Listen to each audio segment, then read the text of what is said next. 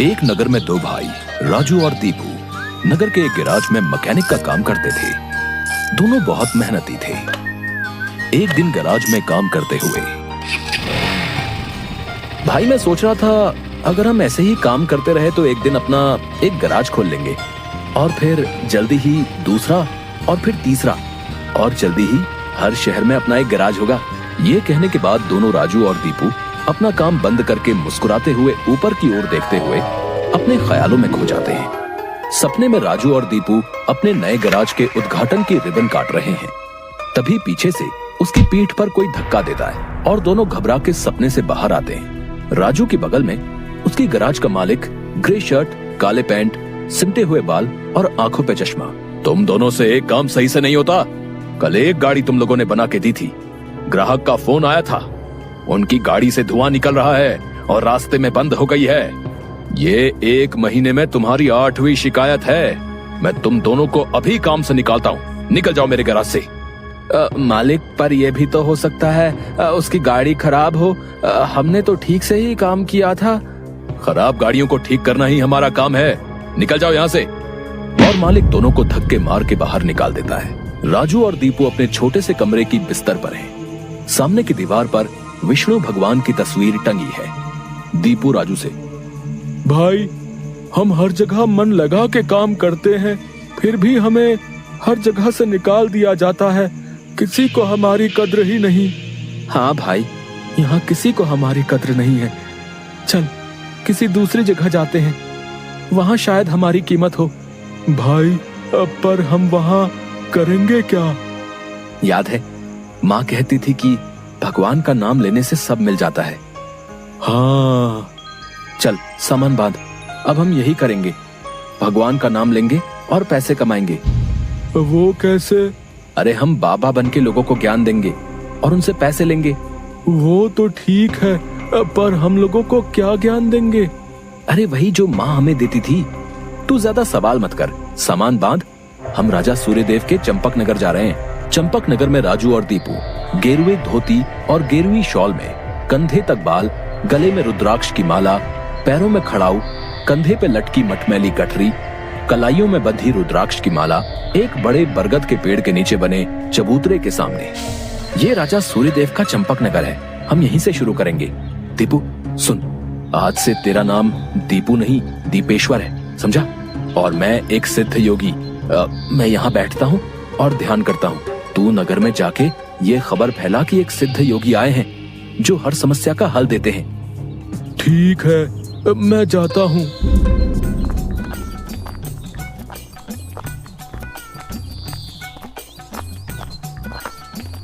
भाई हमारे सिद्ध बाबा जी के लिए कुछ दान दो। ये कौन से बाबा हैं और कहाँ हैं? बड़े सिद्ध बाबा हैं, उनके पास हर समस्या का हल है। नगर के बाहर जो बड़ा बरगद का पेड़ है ना, वहाँ ठहरे हुए हैं। अगर तुम्हें कोई समस्या हो तो उनसे जाके मिल लो, वो तुम्हें हल जरूर बताएंगे। पर हाँ, दान के लिए कुछ लेकर जरूर आना। हाँ, मैं जरूर आऊंगा। औरों को भी बता दो, पूरे नगर का भला हो जाएगा। जरूर बाबा जी, जरूर। राजू पेड़ के नीचे ध्यान में बैठा हुआ है और दीपू थैले में सामान लेके उसके पास जाता है। मैंने नगर में खबर फैला दी है, जल्दी ही लोग यहाँ आते होंगे। तुम तैयार रहो। मैं तो कब से तैयार हूँ, देखते हैं क्या होता है। राजू फिर से ध्यान में बैठ जाता है। तभी नगर के लोग वहाँ आने लगते हैं और हाथ जोड़ के नीचे बैठे हैं। बाबा, हमारा काम नहीं चल रहा, कृपा करें। आप जो भी दान के लिए लाए हैं बाबा के चरणों में रखें और बाबा से गुरु मंत्र लें। दुकानदार राजू के पास पैसे रखता है और हाथ जोड़कर खड़ा हो जाता है। राजू इशारे से दुकानदार को अपने पास बुलाता है और उसके कान में कहता है, श्री राम। हर बिक्री के समय मन में ये नाम का जाप करो, बिक्री बढ़ जाएगी। याद रहे, अपना ये मंत्र किसी को नहीं बताना, अपनी पत्नी को भी नहीं। जैसी आपकी आज्ञा बाबा जी। महाराज, आप राजकुमारी के लिए एक योग्य वर तलाश रहे थे।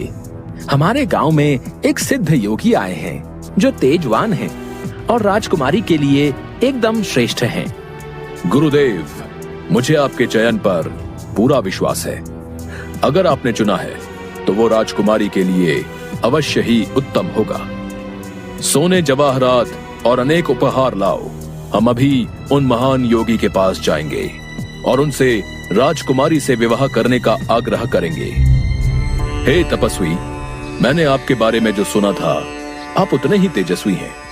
मेरा आग्रह स्वीकार करें। राजू ध्यान से आंख खोलकर राजा को देखते हुए, जी महाराज, कहिए क्या परेशानी है आपको? मेरी इच्छा है कि आप मेरी पुत्री से विवाह करें और ये उपहार स्वीकार करें। राजू काफी देर तक उपहार में लाए सोने, चांदी और अनेक वस्त्र और उपहारों को देखता है, फिर राजा की ओर मुड़ता है। महाराज, मैं तो एक सन्यासी हूँ, मुझे इन सब से क्या लेना? मुझे क्षमा करें, मैं आपकी बात नहीं मान सकता। दीपू चौंकते हुए राजू को देखता है। मैंने जो सुना था, आप उससे भी महान हैं। मुझे क्षमा करें यदि मैंने आपका अनादर किया हो। आप जब तक यहाँ हैं, मैं कोशिश करूंगा आपको कोई दिक्कत ना हो। और राजा सूर्यदेव को प्रणाम करके वापस चले जाते हैं। अरे राजू, ये क्या कर दिया तुमने? इतना अच्छा मौका हाथ से जाने दिया। अरे राज करते हम लोग। राज, तुम्हें ये क्या हो गया है? मैं यही सोच रहा था, लेकिन फिर मैंने सोचा कि इतने दिनों से ईश्वर का नाम लेते लेते इतना तो समझ आ गया है कि ईश्वर के नाम अमृत में ऐसा क्या है जो मीरा सारा राजसी ठाट छोड़कर वैरागन बन गई।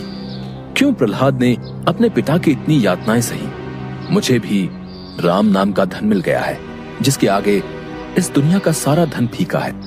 मुझे ये सब नहीं पता। हम यहाँ पैसे कमाने आए थे, ना कि साधु बनने। मैं चला, मैं अकेले ही सब संभाल लूंगा। तुम्हें जो ठीक लगे करो, पर अगर किसी मुसीबत में फंस जाओ, पूरी श्रद्धा से ईश्वर का नाम लेना, तुम्हारी मुसीबत दूर हो जाएगी। तुम्हारा दिमाग खराब हो गया है? इतनी आसानी से मुसीबत दूर होती तो सभी खुश होते। राजू बस उसे देखकर मुस्कुराता है और ध्यान में बैठ जाता है। दीपू अपनी पोटली उठा के गांव में चल देता है। क्यों भाई, कैसा चल रहा है? हाँ भाई, सब बढ़िया है और अब घर में सुख शांति भी है।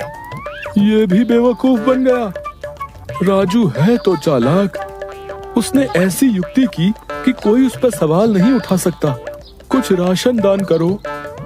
जरूर। दुकानदार राजू के थैले में चावल डालने जाता है। तभी दीपू, ये क्या दे रहे हो? इतनी मिठाइयाँ और मेवे तुम्हारी दुकान में है और तुम ये कच्चे चावल दे रहे हो? इनमें से कुछ दो।